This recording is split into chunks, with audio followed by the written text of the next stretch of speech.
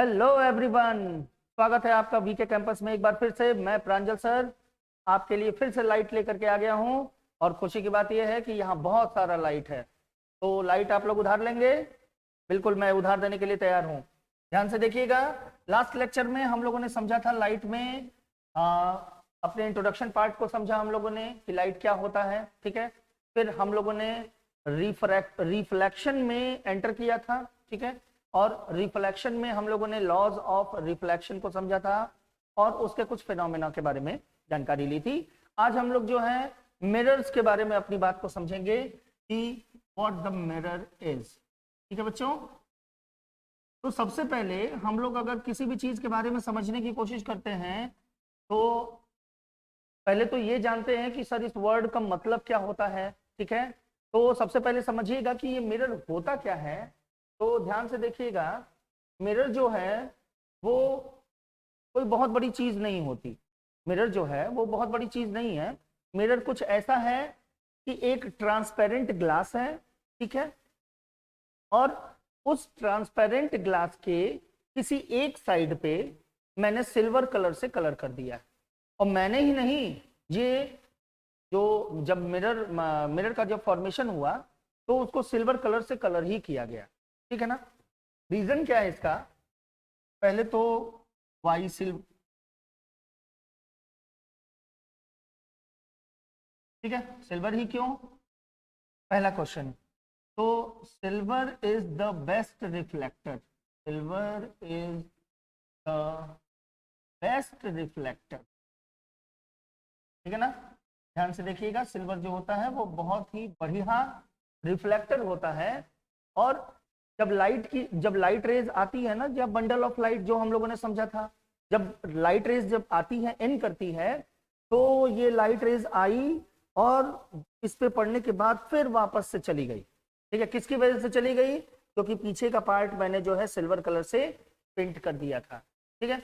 अब सिल्वर जो है, केमिस्ट्री में आप लोग जानते हैं कि सिल्वर जो होता है वो रिएक्टिव मटेरियल भी होता है, ठीक है। गोल्ड और सिल्वर, सबसे ज्यादा गोल्ड होता है, उसके पहले सिल्वर, उसके बाद सिल्वर होता है। तो अब उस सिल्वर को बचाने के लिए हम लोग नॉर्मल पेंट कर देते हैं, ठीक है, ताकि वो जो सिल्वर है वो ज्यादा समय तक, लंबे समय तक टिका रहे।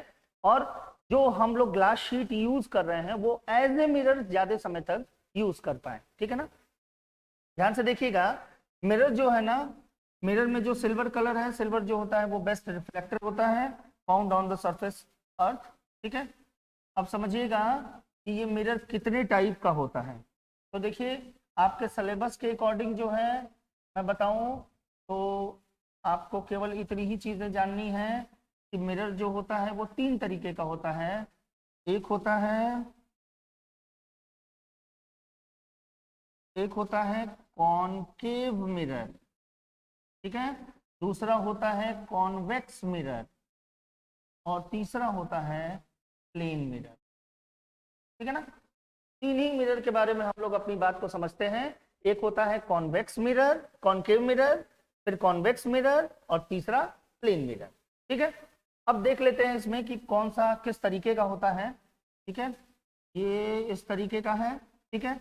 अब देखिए, इसमें पहला जो टाइप है वो कॉनकेव है। केव, इसमें वर्ड आया हुआ है, केव का मतलब होता है गुफा, ठीक है ना। पहले के जमाने में हुआ करता था ना।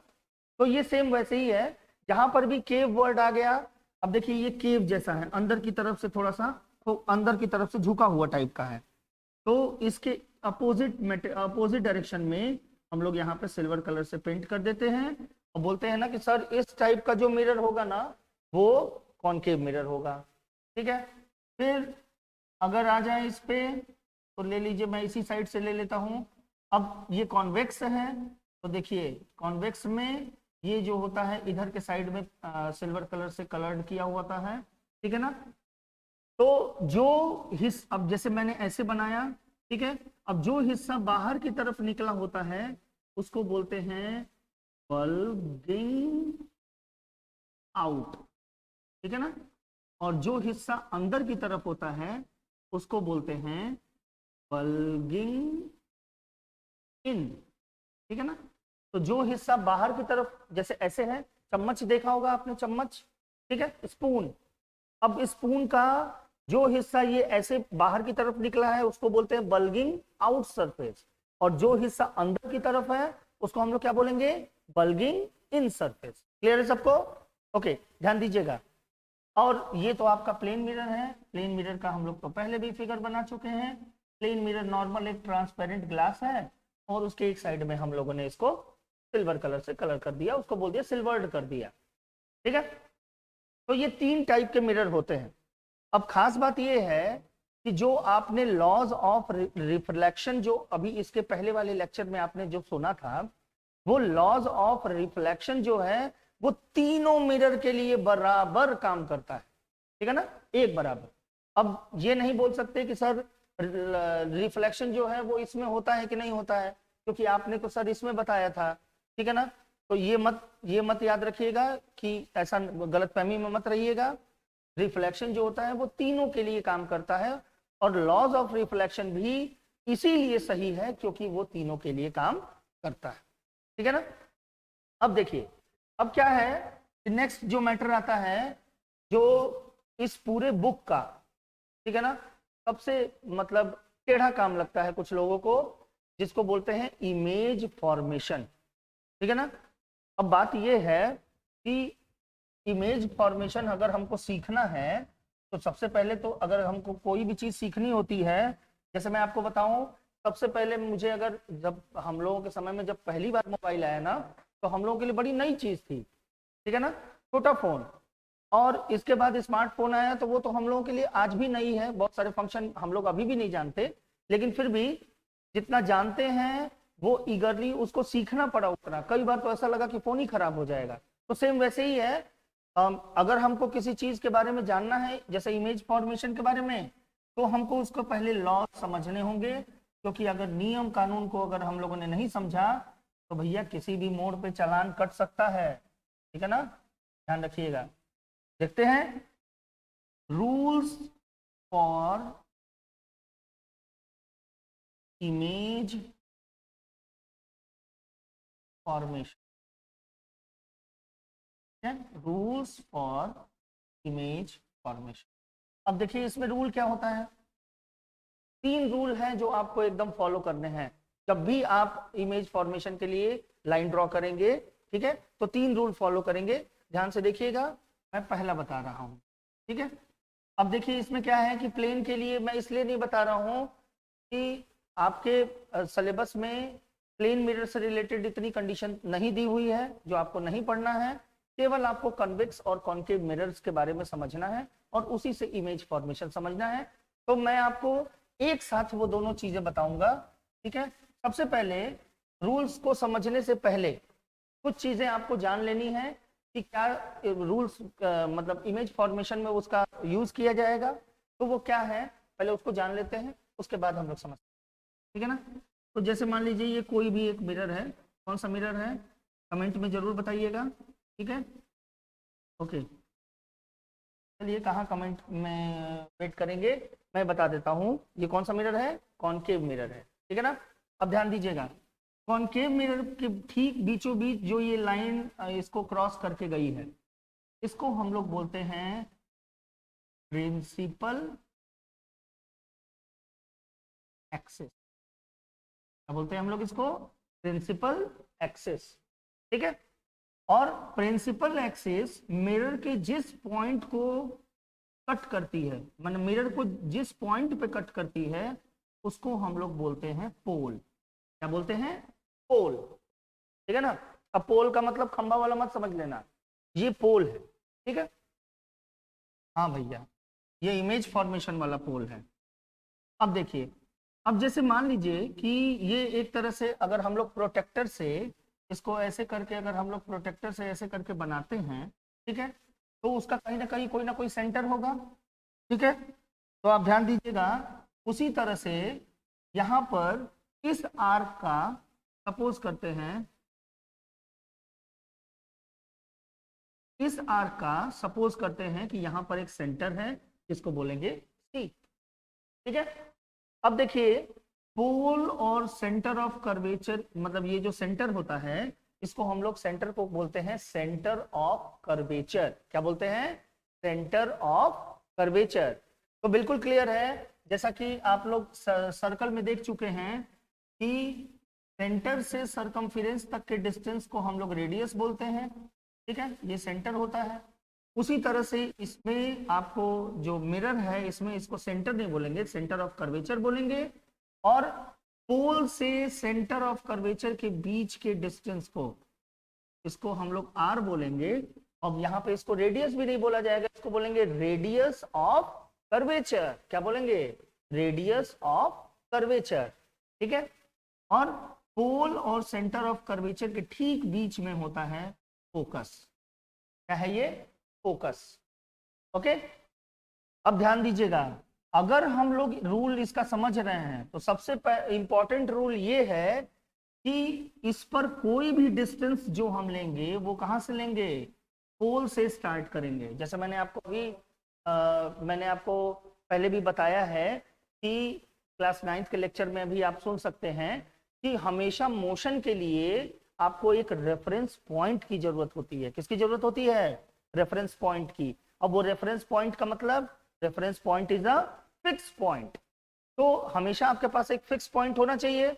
वही रेफरेंस पॉइंट जो है यहां मिरर में काम करता है पोल, ठीक है ना। तो अगर मान लीजिए कि कोई ऑब्जेक्ट जो है सेंटर ऑफ कर्वेचर पे रखा है, तो इसका डिस्टेंस अगर हमको बोलना होगा तो उसको सीपी नहीं बोलेंगे, ये गलत हो जाएगा। क्या बोलेंगे इसको? पीसी, ठीक है ना, क्योंकि सारा डिस्टेंस हमको कहां से लेना है? पोल से लेना है। इतना क्लियर है ना। अब ये जो रूल है ये केवल कॉनकेव मिरर के लिए ही नहीं है, ये सबके लिए है, ठीक है ना, सारे मिरर्स के लिए, ठीक है। तो ध्यान दीजिएगा कि इसमें सारा डिस्टेंस हम लोग कहां से लेंगे? पोल से लेंगे, ठीक है। अब देखिए, अब हम लोग रूल समझते हैं इसका इमेज फॉर्मेशन का, ठीक है, और आगे बढ़ते हैं। अब इसमें रूल क्या है? पहला रूल देखिए, एक साथ मैं दोनों को बना देता हूं, ड्रॉ कर देता हूं, और इसके बाद अपनी बात को हम लोग दोनों के लिए समझ लेंगे, है ना। ध्यान दीजिएगा, पहला हो गया, यहां मैं दूसरा हूं,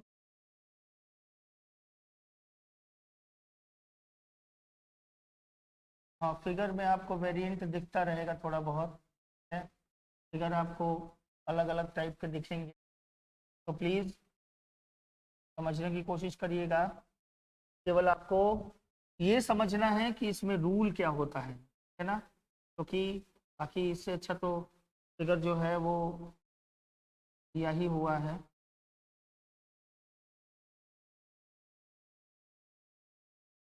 तो ये आपका हो गया, है ना। अब देखिए, केवल इस रूल को आराम से समझना है, ठीक है, बहुत आसान रूल है, और इसी का यूज करके हम लोग इमेज फॉर्मेशन अलग अलग जगह पे ऑब्जेक्ट को रखेंगे और उसके बाद से सीखेंगे कैसे कैसे इसमें, ठीक है ना बेटा। ओके, ध्यान से देखिएगा। तो पहला रूल बोलता है कि अगर कोई लाइट रेज प्रिंसिपल एक्सिस के पैरेलल है, अगर कोई लाइट रेज प्रिंसिपल एक्सिस के पैरेलल है, तो रिफ्लेक्ट होने के बाद क्या हो जाएगी? Non parallel. रिफ्लेक्ट होने के बाद क्या हो जाएगी? Non parallel. नॉन पैरेलल का मतलब कि दो लाइन अगर पैरेलल है तो उनके बीच में डिस्टेंस हर जगह इक्वल है, लेकिन अगर नॉन पैरेलल है तो वो आगे जाकर के एक दूसरे को कट कर देगी। तो देखिएगा ध्यान से, यहां पर ये रेज आई, लाइट रेज, और ये रिफ्लेक्ट होने के बाद क्या हो गई? नॉन पैरेलल हो गई। सेम टू सेम इसमें भी होता है, ये लाइट रेज आई और रिफ्लेक्ट होने के बाद सपोज करिए इधर चली गई, अब इसको आगे की तरफ आप चाहें तो बढ़ा सकते हैं, ठीक है ना। तो आगे बढ़ाएंगे तो ये फोकस पे कट करेगी, ठीक है।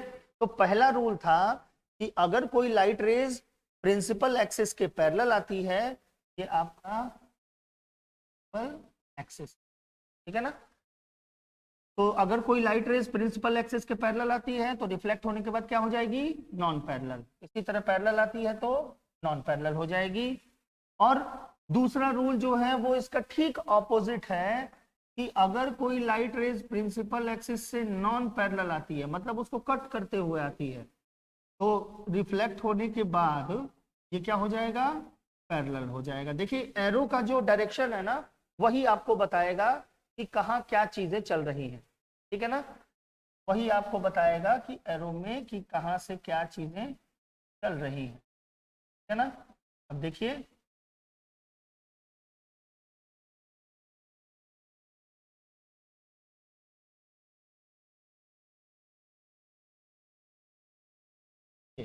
ठीक है ना, तो अगर पैरेलल आएगी तो नॉन पैरेलल हो जाएगी, और अगर नॉन पैरेलल आएगी तो पैरेलल हो जाएगी, नॉन पैरेलल आएगी तो पैरेलल हो जाएगी, ठीक है ना। दो रूल है।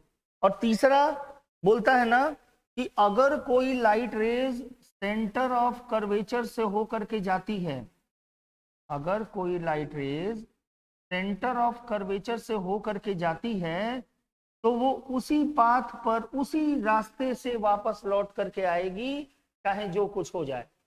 अगर कोई light rays centre of curvature से होकर के जाती है तो उसी पाथ पर वापस भी लौटेगी, ठीक है। क्यों? क्योंकि ये सेंटर ऑफ कर्वेचर से होकर के आई है, ठीक है ना। इसके साथ भी बिल्कुल सेम है। अगर मान लीजिए कि ये लाइट रेज आ रही है, ठीक, अब ये चूंकि कॉन्वेक्स मिरर है तो इसका तो सेंटर इधर होगा ना, ठीक है। तो अब ये तो इधर जा नहीं सकता, मान लीजिए सपोज करिए ऐसे जाना चाहिए इसको ऐसे, लेकिन बीच में तो आपका मिरर है। अब मिरर होने की वजह से यहीं पर इस डायरेक्शन में आएगी और फिर इसी पाथ पे वापस लो, ठीक है। लॉज ऑफ रिफ्लेक्शन जैसा कि मैंने बताया कि वो दोनों मिरर पे काम करता है, तो आप एक चौथा कंडीशन भी यानी फोर्थ कंडीशन भी ले सकते हैं, जिसमें आप बताएंगे सर देखिए लॉ ऑफ रिफ्लेक्शन आप बोल रहे हैं ना कि आपको इसमें वो करना, आपको लॉ ऑफ रिफ्लेक्शन इसमें शो करना है, तो ये लीजिए आप इसमें भी शो कर सकते हैं, ठीक है ना। और सेम इसी तरह से अगर मान लीजिए कि ये ऐसे है तो आप लॉ ऑफ रिफ्लेक्शन भी शो कर सकते हैं,